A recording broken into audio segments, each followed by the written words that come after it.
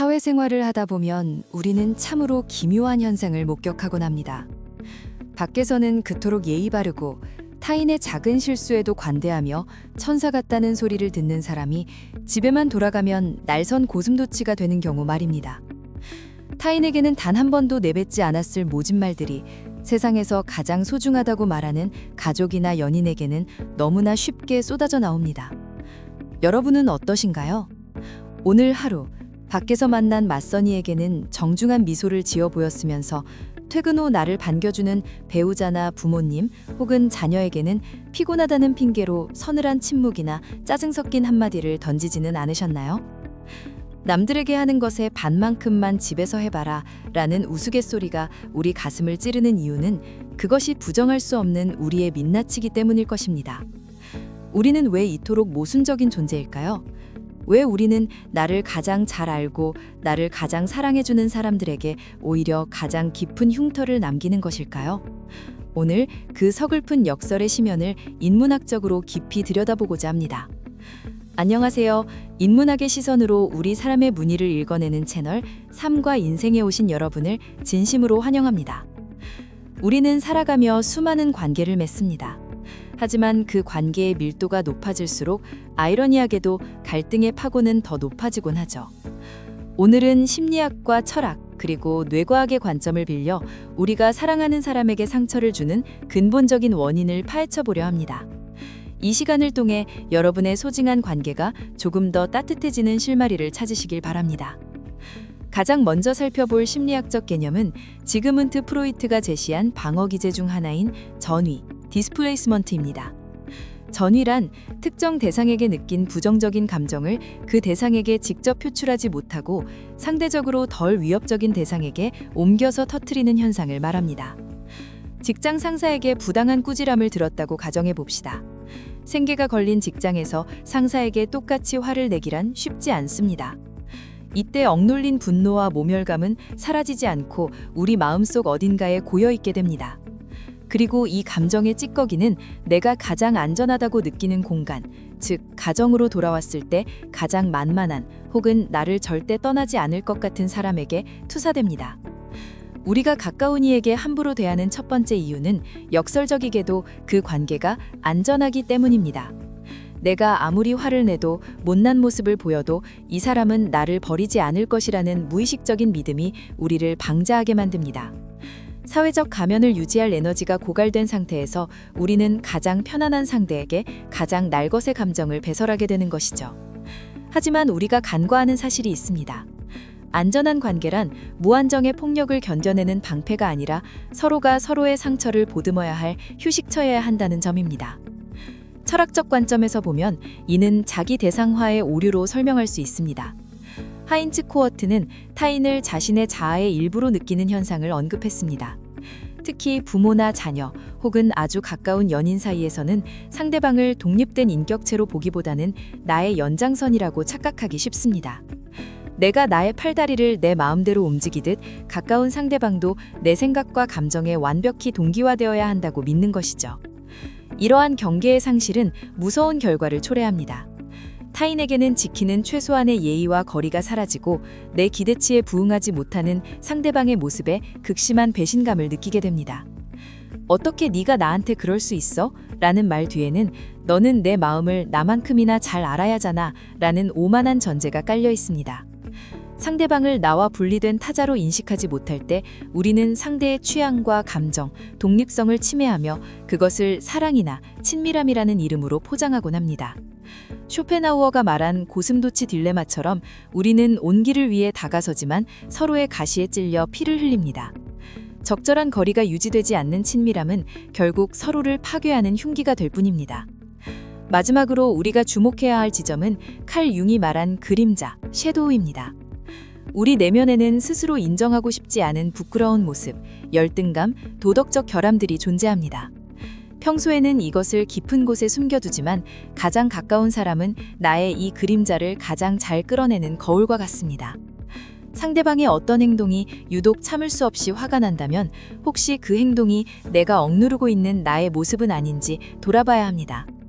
예를 들어 자녀의 우유부단함에 불같이 화를 내는 부모는 사실 자신의 내면에 숨겨진 결정장애와 불안감을 자녀를 통해 목격하고 있는 것지도 모릅니다. 내가 내 자신을 용서하지 못하는 부분들을 상대방에서 발견할 때 우리는 그 투사된 혐오를 억극성으로 표출합니다. 결국 가까운 사람에게 주는 상처는 사실 나 자신을 향한 화풀이인 경우가 많습니다. 상대를 비난함으로써 나의 열등감을 감추고 상대의 잘못을 지적함으로써 나의 정당성을 확보하려는 비겁한 시도인 셈입니다. 우리가 이 사실을 직시하지 않는 한 상처의 되물림은 결코 멈추지 않을 것입니다. 우리가 왜 상처를 주는지 그 본질적인 이유를 알게 되었다면 이제는 그 고통스러운 반복을 어떻게 멈출 수 있을지 고민해야 할 차례입니다. 빅터 프랭클은 그의 저서에서 이렇게 말했습니다. 자극과 반응 사이에는 공간이 있다. 그 공간에는 자신의 반응을 선택할 수 있는 자유와 힘이 있다. 가장 가까운 사람의 사소한 말 한마디가 나를 자극할 때 우리는 흔히 무의식적인 반사를 합니다. 상대의 비난에 더 큰 비난으로 응수하거나 침묵이라는 칼로 상대를 베어버리는 식이죠. 하지만 성숙한 어른의 관계란 그 자극과 반응 사이에 의도적인 공간을 만드는 것에서 시작됩니다. 숨을 한번 크게 들이마시는 그 3초의 시간, 그 짧은 공간 안에서 우리는 질문해야 합니다. 지금 내가 느끼는 이 화는 정말 저 사람 때문인가? 아니면 내 안의 고단함이 저 사람을 투사하고 있는 것인가? 이 짧은 성찰만으로도 우리는 감정의 노예가 아닌 내 감정의 주인으로서 관계를 주도할 수 있게 됩니다. 관계를 회복하는 두 번째 방법은 아이러니하게도 가장 가까운 사람을 완전한 타자로 인정하는 것입니다. 우리는 밖에서 만난 타인에게는 결코 선을 넘지 않습니다. 그가 나와 다른 생각을 가지고 있다는 것을 당연하게 여기고 그의 프라이버시를 존중하며 작은 도움에도 감사합니다라는 말을 잊지 않습니다. 집으로 돌아와 이 타인에 대한 예의를 복원해 보십시오. 내 배우자가, 내 부모가, 내 자녀가 나의 소유물이 아니라 나와는 전혀 다른 우주를 가진 독립된 인간임을 다시 한번 상기하는 것입니다. 익숙함이 주는 함정에 빠져 말 안 해도 알겠지, 혹은 이 정도는 이해해 주겠지라는 오만을 버려야 합니다. 가장 가까운 사람일수록 더 정중하게 부탁하고 더 따뜻하게 감사하며 더 조심스럽게 비판해야 합니다. 가족끼리 무슨 예의야 라는 말은 사람의 표현이 아니라 관계의 게으름을 정당화하는 변명일 뿐입니다. 소중한 사람을 마치 오늘 처음 만난 귀한 손님처럼 대접해 보십시오. 그때 비로소 상처는 멈추고 존중이 싹트기 시작합니다. 관계를 파괴하는 가장 날카로운 도구는 바로 언어입니다. 우리는 상처를 줄 때 주로 너는 왜 그래? 혹은 당신 때문에 미치겠어 와 같은 너 전달법을 사용합니다. 이는 상대방을 공격하고 낙인 찍는 언어이며 듣는 이는 즉각적으로 방어 기제를 작동시켜 반격하게 만듭니다. 인문학적인 대화법은 나의 내면을 투명하게 드러내는 나 전달법에서 시작됩니다. 당신이 늦게 들어와서 화가 나.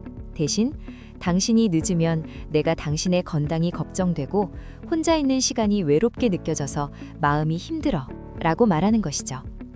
비난의 화살을 상대에게 돌리는 대신 내 안에 흐르는 감정의 강물을 그대로 보여주는 것입니다. 취약성을 드러내는 것은 약함의 증거가 아니라 용기의 증거입니다. 나의 아픔과 필요를 솔직하게 고백할 때 상대방은 방어벽을 허물고 여러분의 진심에 귀를 기울이게 됩니다. 대화의 목적은 승리가 아니라 연결임을 잊지 마십시오. 우리가 가장 가까운 이에게 바라는 것은 사과가 아니라 나의 마음이 이해받고 있다는 연결감 그 자체이기 때문입니다. 프랑스의 철학자 알랑 바디오는 사랑은 보존하는 것이 아니라 끊임없이 재발명하는 것이다 라고 말했습니다. 처음 사랑에 빠졌던 그 순간의 감정에 의지해 평생을 살 순 없습니다. 세월이 흐르고 관계가 깊어질수록 우리는 변화하는 서로의 모습에 맞춰 새로운 사랑의 방식을 발명해 나가야 합니다. 가장 가까운 사람에게 상처를 주었다는 사실에 너무 자책하지는 마십시오. 우리 모두는 불완전한 존재이며 사랑하는 법을 배워가는 과정에 있을 뿐입니다. 중요한 것은 내가 상처를 주었다는 사실을 알아차리는 각성이며 그 상처를 메우기 위해 먼저 손을 내미는 용기입니다. 오늘 밤 당신의 곁을 묵묵히 지켜주고 있는 그 사람의 손을 한번 지그시 잡아보는 건 어떨까요? 모진 말로 핥히었던 자리에 미안하다는 말 대신 따뜻한 차 한 잔을 내미는 것으로 화해의 신호를 보내보십시오. 관계의 기적은 거창한 깨달음이 아니라 지금 이 순간 내 옆의 사람을 향한 작은 다정함에서 시작됩니다. 긴 시간 함께 해주셔서 감사합니다. 오늘 나누었던 이야기들이 여러분의 거실과 안방에 작은 온기가 되었기를 소망합니다. 인간은 누구나 사랑받고 싶어하고 동시에 사랑을 주는 법에 서툽니다. 그 서툼을 인정하고 서로의 그림자까지 껴안을 수 있을 때 우리의 삶은 비로소 깊어질 것입니다. 오늘 영상이 도움이 되셨다면 구독과 좋아요로 따뜻한 마음을 나눠주세요. 여러분의 평온한 밤을 응원합니다. 지금까지 채널 3과 인생이었습니다. 시청해주셔서 고맙습니다.